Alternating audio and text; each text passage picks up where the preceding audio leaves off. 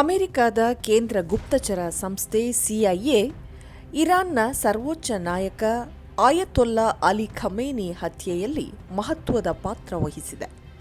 ಇರಾನ್ನ ಹಿರಿಯ ಅಧಿಕಾರಿಗಳ ಸಭೆಯಲ್ಲಿ ಖಮೇನಿ ಪಾಲ್ಗೊಳ್ಳುವ ಬಗ್ಗೆ ಸುಳಿವು ನೀಡಿದ್ದರಿಂದ ಅಮೆರಿಕ ಇಸ್ರೇಲ್ ಜಂಟಿಯಾಗಿ ದಾಳಿ ನಡೆಸಲು ನೆರವಾಯಿತು ಎಂದು ನ್ಯೂಯಾರ್ಕ್ ಟೈಮ್ಸ್ ವರದಿ ಮಾಡಿದೆ.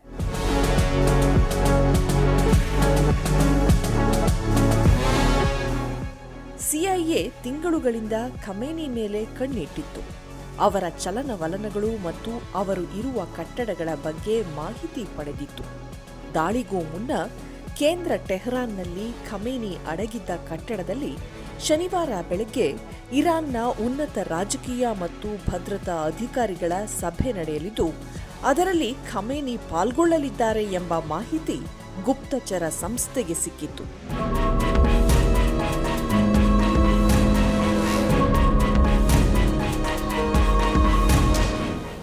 ಆರಂಭದಲ್ಲಿ ರಾತ್ರಿ ಹೊತ್ತು ಕಾರ್ಯಾಚರಣೆಯನ್ನು ಪ್ರಾರಂಭಿಸಲು ಯೋಜಿಸಿದ್ದ ಯುಎಸ್ ಮತ್ತು ಇಸ್ರೇಲಿ ಅಧಿಕಾರಿಗಳು ಖಮೇನಿ ಸ್ಥಳದ ಕುರಿತು ಗುಪ್ತಚರ ಸಂಸ್ಥೆ ನೀಡಿದ ಮಾಹಿತಿಗೆ ತಕ್ಕಂತೆ ದಾಳಿಗೆ ಸಮಯವನ್ನು ಮರುಹೊಂದಿಸಿತು.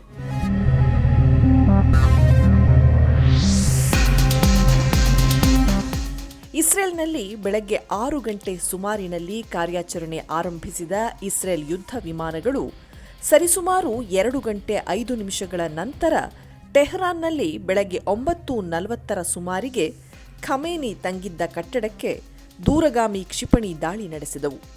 ದಾಳಿ ವೇಳೆ ಹಿರಿಯ ರಾಷ್ಟ್ರೀಯ ಭದ್ರತಾ ಅಧಿಕಾರಿಗಳು ಒಂದು ಕಟ್ಟಡದಲ್ಲಿದ್ದರೆ ಸಮೀಪದ ಮತ್ತೊಂದು ಕಟ್ಟಡದಲ್ಲಿ ಖಮೇನಿ ತಂಗಿದ್ದರು ಎಂದು ವರದಿ ತಿಳಿಸಿದೆ.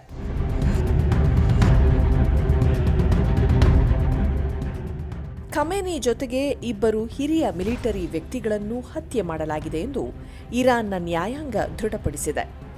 ಈ ಮಧ್ಯೆ ಗಾರ್ಡಿಯನ್ ಕೌನ್ಸಿಲ್ನ ಧರ್ಮಗುರು ಆಯತೊಲ್ಲಾ ಅಲಿರೇಜಾ ಅರಾಫಿ ಅವರನ್ನು ಇರಾನ್ನ ಮಧ್ಯಂತರ ಸರ್ವೋಚ್ಚ ನಾಯಕರನ್ನಾಗಿ ನೇಮಕ ಮಾಡಲಾಗಿದೆ ಎಂದು ವರದಿಯಾಗಿದೆ.